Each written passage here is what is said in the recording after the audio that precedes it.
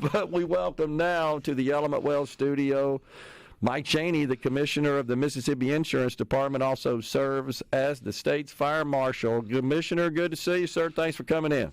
Thank you, Gerard. Speaking of taxes, I had to pay my fair share Friday, and I'm not a happy camper. I talked to my insurance chair, and he said, I just filed my taxes. And I said, yeah, and I'm going on Gerard's show to talk about how you go spend it, I guess. I mean, it truly is crazy. It's so lopsided in one direction, but that's a discussion for another day. But it's these kinds of facts, though, as you know, Commissioner, that don't often get enumerated in the public. And the president's going to be in Scranton, Pennsylvania tomorrow talking about how we need to pay even more. It's never enough, is it? But we thank you for coming in. So the something that's going on down there at the legislature that you have weighed in on with support is the possibility of the state of Mississippi taking control and responsibility for operation of the ACA exchanges, also sometimes called marketplaces. These, of course, are online portals, if you will, where folks can go out and purchase insurance in the individual market. And this has been around for a long time. Initially, as you know, Commissioner, the original law would have required every state to set up and operate its own exchange, but the Supreme Court ruling included a provision that said, no, federal government, you can't do that. So most states said, okay, we'll let the federal government handle that. In the state of Mississippi, we'd actually planned to create, as I recall, our own exchange and decided not to, and the federal government said, no, we'll do that because it's quite expensive and it's onerous. Yeah, the background on the state-based exchanges for Mississippi go back to Haley Barbour. When Haley was governor, he was for an exchange-type program. He understood it. And when I became commissioner, he had his staff work with us very closely about developing a state-based exchange. We actually worked with the former head of HHS out of Utah, and we had a pretty good plan, but the long and short of it is the feds did not approve us operating a state-based exchange. But the plan that we developed with federal money was sent to New Mexico, Arkansas, Idaho. Several states have the same plan. Kentucky used it. Okay. And Arkansas uses a bifurcated plan, which was an alternate plan we had where you take Medicaid dollars and buy actual bona fide insurance policies on the exchange. That's what Arkansas does. Yep. So you've got three types. You've got a state-based exchange operated totally by the state. You've got a state-based exchange that operates off the federal platform, which simply means we're using their software. Everybody does, but they hold your hand for a while. Yeah. And then you've got a federally facilitated marketplace, which we have here in the state of Mississippi. It means it's run 100% by the feds. My job as insurance commissioner is to be certain that we have qualified health plans on that program. I do approve the rates for what they charge. We approve them within a narrow framework based on medical loss ratios, a lot of the analytical statistics, and we have to argue with the feds that sometimes the feds want them to charge more, we want them to charge less.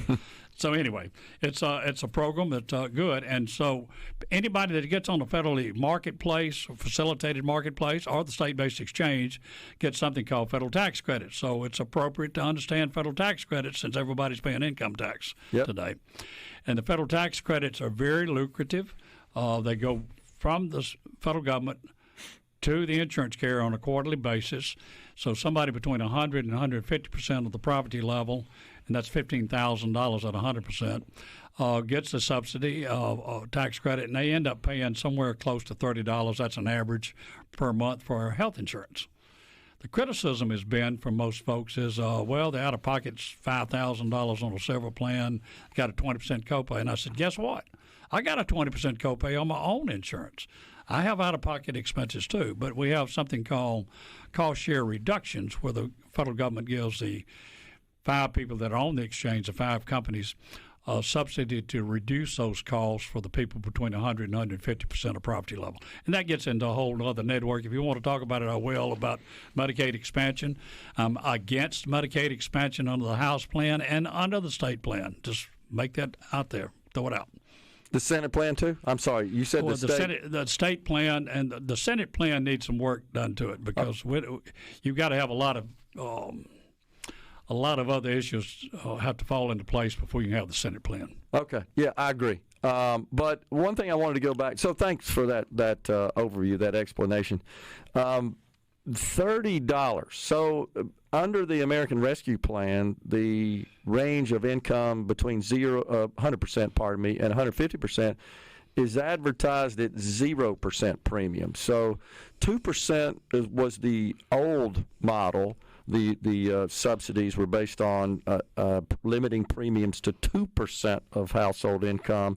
Since ARPA was passed in 2021, it's supposed to be 0. So I'm curious as to how they would have any premium cost whatsoever. The out-of-pocket cost, I totally get, and you're right, the cost-sharing reductions also offset that rather considerably. And that income range, 100 to 150, we talk about that mainly because that also conflicts, in my view, with Medicaid. There's overlap there.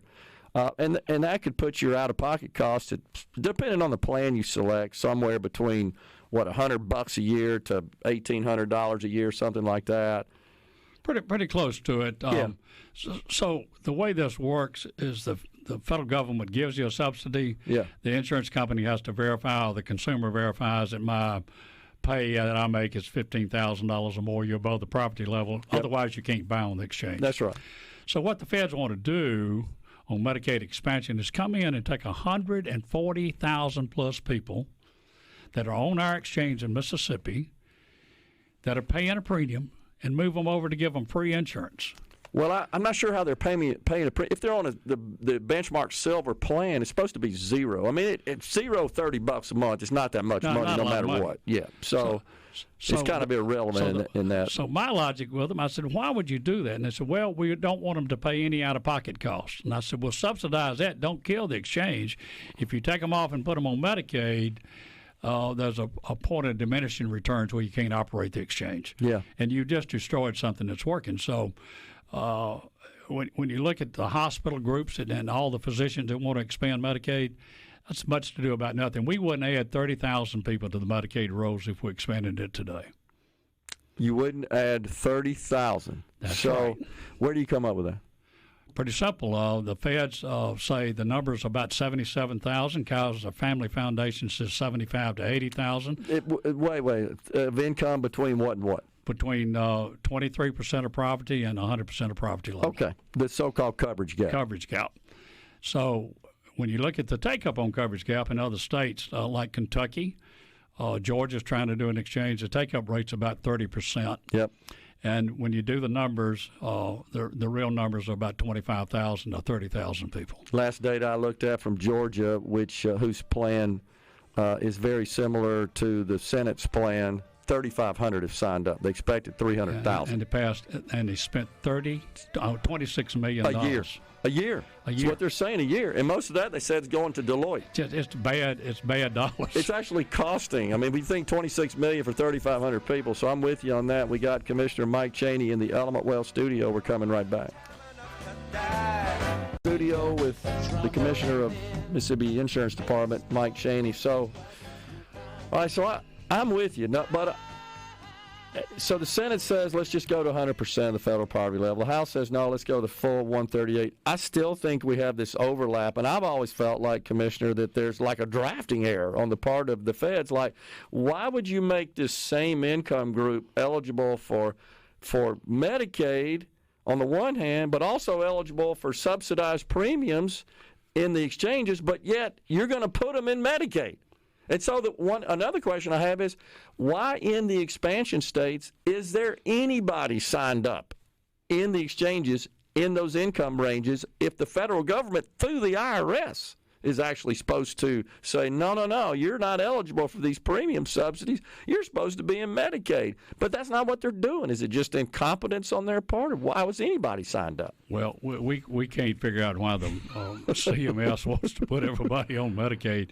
I did argue this with the top 6 people at Medicaid several weeks ago, that you're better off to leave them on the exchange because the insurance companies pay a better rate to the health care provider, the doctor, the hospital. And Actually, it gets complicated here, and they cannot give you a reason. They don't know. They don't know. And I did tell them, I said, you better be glad I'm not in charge. I'd sue you in the morning. I've sued you over the feds, and I'll win because we know the law.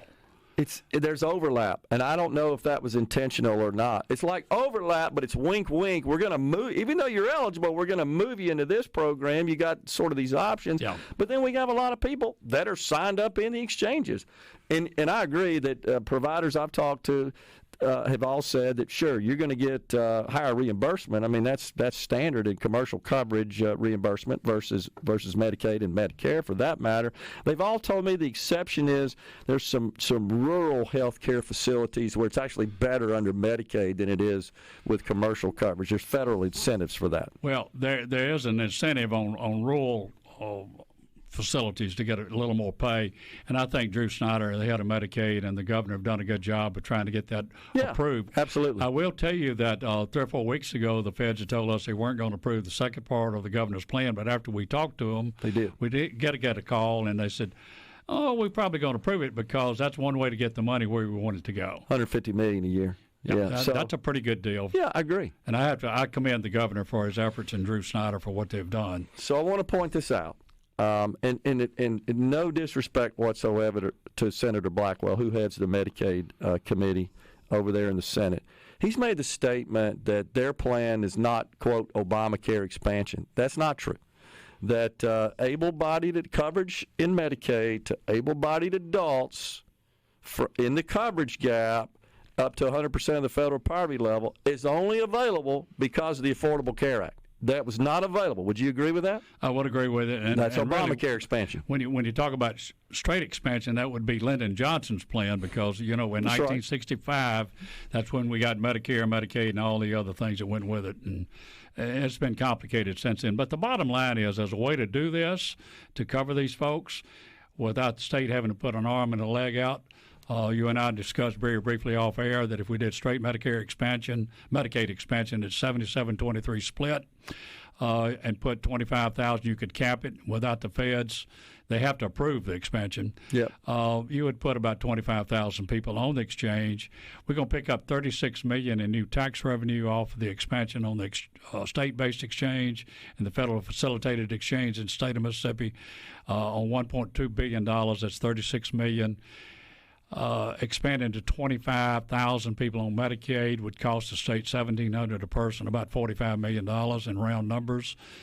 And if you use the $36 million to reduce the 45 or 46, you only got to come up with $10 or $12 million. Yeah. That's and the way the legislature operates, that's chunk change for them. So the states also, we should point out, you're paying fees to the federal government, right, to operate the exchange. You do, and the way that works, the government gives you the fee, and then you turn around and give the fee back. I call it smoke and mirrors. Yeah. I told the Senate Finance Committee last week I call it smoke and mirrors, but they pay a fee of 3.5%, and then you pay it right back to the federal government.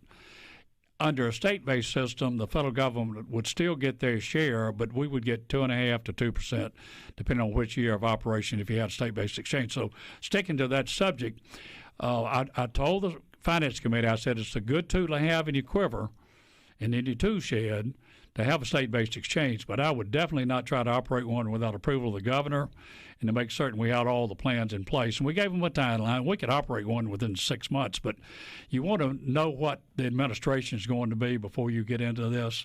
And we're probably going to have a new president in January of next year.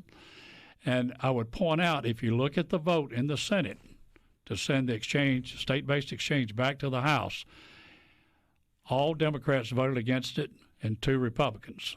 I think the 2 Republicans were misguided, but it passed. Okay. It's going to the House. So what would result, if I understand this correctly, just the process and the mechanics of the system, is that we would get sort of a rebate on some of the user fees, which is to offset the cost of operating it. And I believe you made the statement that would more than cover our cost of operating a state-based exchange, and thus we would net in the positive. Is that correct? That's correct. We'd pick up anywhere from $25, $35 million a year. Okay. And I think it's also fair to say, Commissioner, that The technology's come a long way since where it was, really because you remember states were spending hundreds of millions to create these online systems, and many were failing, honestly. We've come a long way, and the models are out there, the blueprints are out there for this, so we're not reinventing the wheel here. It's off-the-shelf technology. Kentucky's been very successful operating an exchange. Virginia has. They're all within our realm here. Arkansas has been successful. They've changed theirs a little bit, but they've been successful. Now Georgia's trying to get into the act. The feds are a stumbling block for Georgia. John King's a personal friend. He's the commissioner there, and he and the governor just they have to fight with the federal government all the time. I will tell you that a state-based exchange would really benefit the state. And I did tell the committee, I didn't lobby for this. This is something I didn't even know about it until 4 hours before they passed the bill. So. Yeah. I agree. I think it would too. So it'll help. One of the concerns has always been that the carriers we have, which sell coverage in the exchanges, have been, I don't know how I would term it, but maybe kind of second tier relative to, we have one major carrier, right, that has by far the most robust network and accounts for the vast majority of the coverage in the state, which is typical in almost every state, but is more focused on group coverage than individual coverage. Well, that particular company, out of the 250,000 max policies that they actually write, 200,000 of them are group. Yeah. Large and small group. Means they're selling insurance to employers, whereas the exchanges are designed for folks who buy insurance in the individual market. But now let me say, that company you mentioned, they control 750,000 other policies through what we call a TPA arrangement. That's a third-party administrator. And we do have a bill that's gone to the governor that would say that if you're a policyholder and you live in Mississippi and that policy was issued in Tennessee or Alabama, that you have the right to those benefits because you paid a premium for them, administered in Tennessee and Alabama. And I had a case 3 weeks ago where the difference was $10,000 on a drug that Alabama had approved. And the doctor had called Alabama's Blue Cross. They said, yeah, it's approved. And then when they administered the drug, the TPA here in the state said, nope, we're going to administer it at $10,000 less than what it is, a life-saving deal. I think I got that solved last week, but I hadn't talked to my staff this morning. So you've also explained to me that premiums administered through the TPA program or that arrangement are not subject to the medical loss ratio. They aren't, and that's what we couldn't get our hands around, and we tried to pass a bill last year to let us look at it through the Examination Act, got vetoed, but we've got around it another way through NEIC, and I said, okay, if that's the way you want it, we'll just fix it to where the companies are going to have to file with us what that consumer paid for. This is a bill of rights for consumer. It's a contract. If you buy something and you expect something in return and find out, oh, by the way, we're going to modify your contract without you knowing about it. Sure. And, yeah, that's so. And it's not about medical. It's about drug costs. No doubt, and that's a loophole. I think that was a drafting error, honestly, where TPA services aren't subject to the medical loss ratio. For the benefit of our audience, folks, that simply means that since the Affordable Care Act was passed, it was a provision of it that 80% of the premium revenue taken in by an insurance carrier must be paid out in claims, and if they don't, they got to rebate those to the different to their subscribers. Or 85 if you're big. Now, I did put in the bill. Put in the bill. I asked Lee Yancey and Walter to put in the bill. We exempted ERISA plans, those plans that the federal government runs, and self-funded plans. So it doesn't affect Amazon or any of the other big folks. Yeah. Actually, the biggest complaints are from 65,000 federal workers and the law firms that have their base in Nashville and Birmingham. They don't want me to talk about that, so it is what it is. Commissioner, appreciate you coming in. Always good to see you, sir. Always a pleasure. You bet. Thank you, Gerard. Appreciate what you do.